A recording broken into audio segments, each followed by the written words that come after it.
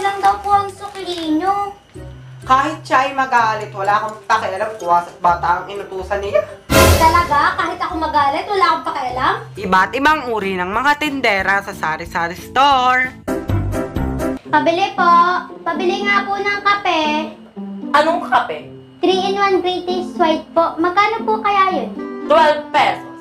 At saka po, pansit canton. Maraming uri ng pancit canton dito. Pwede ba pakisabi kung ano? Calamansi flavor po. Gigil ako nito. Siya nang ang binibilhan, siya pagalit. May sinasabi ka? Wala po. Ang sabi ko, ito po yung bayad. Pabili nga po ng sardinas, yung green po. Wait lang ha. Saan kaya nakalagay yung mga sardinas? Si mama kasi hindi sa akin sinabi eh. Pasensya na, hindi ko talaga alam kung saan nakalagay yung sardinas. Ay kung wala po ay pulbo na lang po. Magkano po? Pasensya na, hindi ko alam ang presyo eh. Wala naman kasi nakasulat. Hindi sa akin sinabi ni mama ang presyo. Ganito na lang.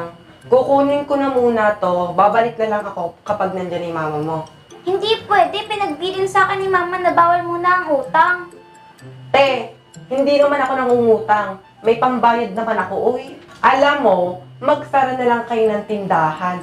Magbukas na lang kayo kapag nandyan na ang mama mo. Ano te, security guard ka lang dyan sa tindahan? Pabili po. Pabili nga po ng crispy fry, yung malaki. Ito na binibili mo, Nini. Magkano po? 50 pesos lang.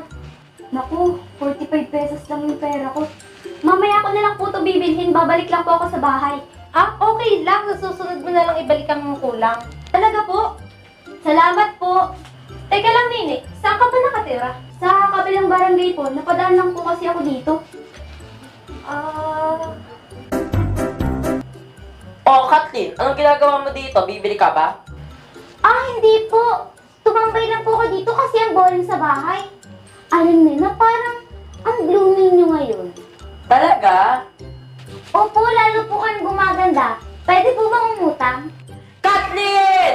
Ay, hindi na po ko umutang. Hintayin niyo ako ha, bibili lang ako. Pabili nga po ng Alaska yung kondensada. Pwede po pakabilis, nagmamadali na po kasi ako. Ano nga ulit ang bibili? Yung Alaska po, yung kondensada. A few moments later. Ito, Magkano po? 45 pesos lang. Ito po. Teka lang, magpapabagay lang ako. A few moments later. Wala na, iniwan ako ng mga kaibigan ko. Inyo na lang po yan. Mari, pabili nga ng bawang. Uy, ikaw pala, Mare. Ano nga ulit binibili mo? Bawang kumare. Mare, may bago akong paninda ngayon. Namili kasi ako kahapon. May jumbo hotdog na ako sa rep. Alam kong gusto mo yon, kaya pwede kang kumuha kahit sa makaluang bayad. Mari, baka lumaki na ang utang ko niyan. Bawang lang naman binibili ko. Bahala, kahit pagbebenta ko na lang yun kay Maring Uhin. Mahilig din yun sa jumbo hotdog. Sige na nga.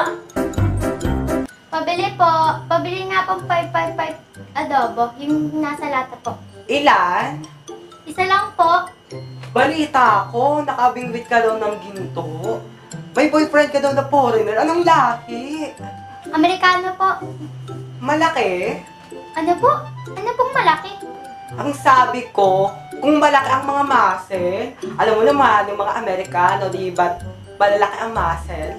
Pwede ko na po bang kunin yung binibili ko? Ang dami niyo po kasing tanong. Ang sungit naman ito, nagtatanong lang. Ito na. Pabili nga po ng suka, asukal at asin. Ito. Magkano po lahat? 31 pesos lang. Ito po yung bayad. Teka lang ha, yung sukli mo. Sobra po ng 4 pesos. Ay, salamat. Bakit may napkin dito? Nasaan na po yung suka? Ay, pasensya na. Akala ko kasi napkin ang binibili mo. Mukha po ba akong nagamit ng napkin? Akala ko kasi tumboy ka eh. Ate, pabili po ng tang. Wala kaming tang. Asukal na lang po. Wala rin kami nun. Kape na lang po. Expired na yan, hindi na namin yan pinagbebenta. May kandado po ba kayo? Sa mga tindahan nyo. Hala, at ako na magsasara ng tindahan nyo. Total, di man kayo nagbebenta.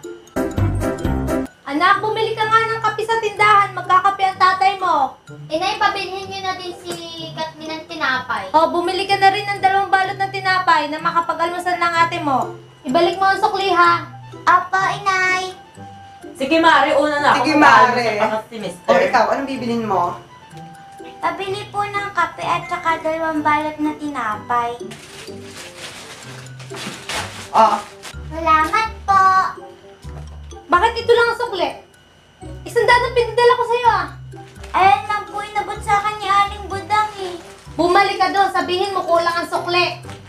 A few moments later. Aling Budang, kulang daw po ang sukle. bakit naman, Aber? Tama yung sinukli ko sa iyo, ha? Baka naman naiwala mo sa daan. Baka naman, inupit mo.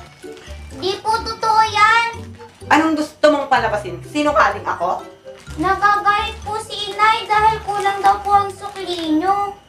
Kahit siya ay magalit, wala akong pakialam kung at bata ang inutusan niya.